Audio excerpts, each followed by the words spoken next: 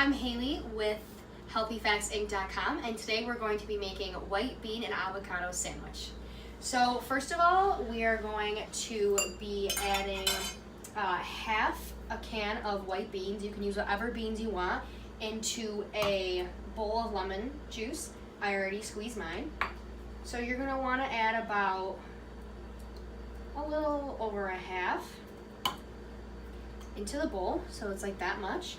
And then you want to mash it up. Okay, so we have our mixture of the bean and lemon juice. Now we're going to be adding some seasoning. So optional if you want, we're going to add some onion salt just for a nice extra flavor. So a little bit of that. And then we are going to be adding some salt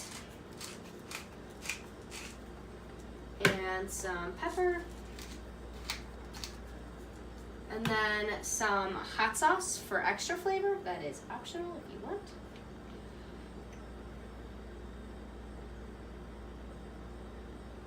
Okay.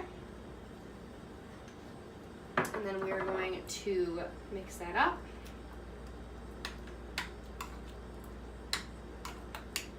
Okay, and as soon as you have that mix, you can go ahead and spread it onto your flatbread. You can use any type of flatbread you would like. So you are just going to take that and spin it. So it looks a little something like that. And now we are going to be adding some baby arugula to our flatbread.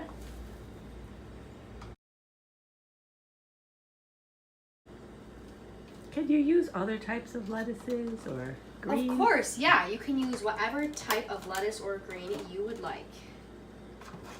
Okay, and then for the final step, we are going to add one of our many delicious veggie options. You can use any type of veggie you would like.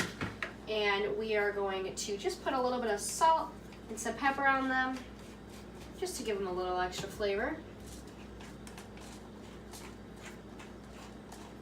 Okay. And then we are going to be adding some cucumber, some tomato, and some yummy, healthy avocado.